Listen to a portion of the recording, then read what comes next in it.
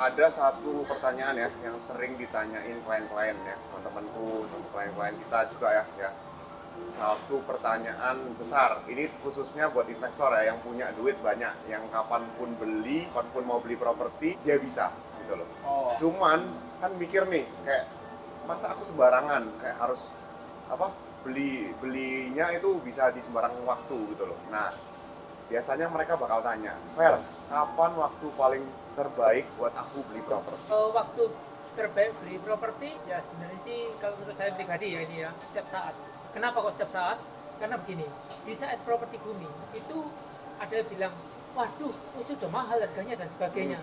Tapi di saat itu juga itu kita akan dapatkan keuntungan akan cepat. Nah gitu ya. Contoh misalkan gini, posisi lagi booming, lagi properti lagi naik-naiknya. Terus kemudian harganya ini yang dulunya 500 misalkan, sekarang sudah 800, waktu cepat ya.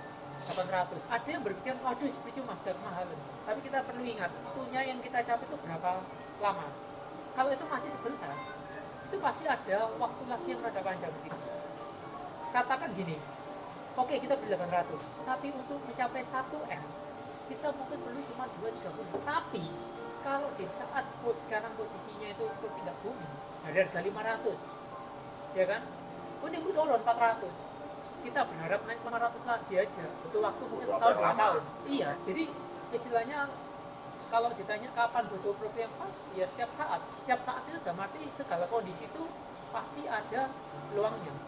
Ya tinggal kita pilih-pilih propertinya, ya kan? Apakah kalau kita salah pilih properti ya susah gitu. Menurut Tan Putra? Oke, maksudnya kalau segi investor ini udah dijawab sama Ko Jerry ya. Kalau aku mungkin dari segi orang yang kita ya Gen Z yang istilahnya selalu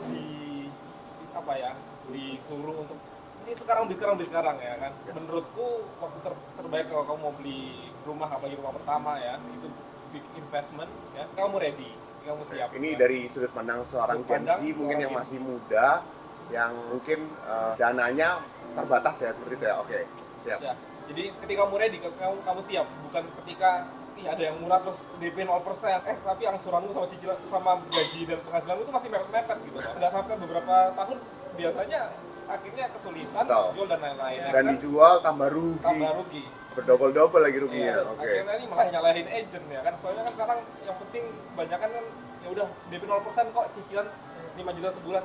Ya. Tapi kan itu jangka panjang 20 tahun, wah itu mesti dipertimbangin. Betul. Ya, jadi kalau udah ready, udah siap, terus istilahnya pengaturan keuangannya juga udah oke. Secara mental juga nggak sih? Secara mental juga, karena ini kan long term dan properti ini aset yang bukan kamu butuh kamu jual. Ya, tidak liquid. Itu nggak sedikit Yes. itu, nggak kayak kamu punya mobil dan lainnya kan gampang ya. Ada masanya ya, kayak Ko Jerry bilang ada dia masa mau naik. Nah, kalau dia lagi masanya nggak naik, kamu butuh uang, nah kan nggak bisa langsung terjual dengan cepat. Berarti dari sudut pandang Gen Z sebenarnya butuh perencanaan perencanaan yang cukup tuh beli properti. Oleh karena itu kita juga sering mengarahkannya juga tidak cuma langsung kayak iya kamu beli sekarang. Kita pasti balikin lagi ya. Kita tanya kembali ke mereka kayak kamu gimana? Keuangannya sudah cukup atau enggak? Sudah ready enggak untuk berbagai macam aspek seperti itu ya kan? Iya.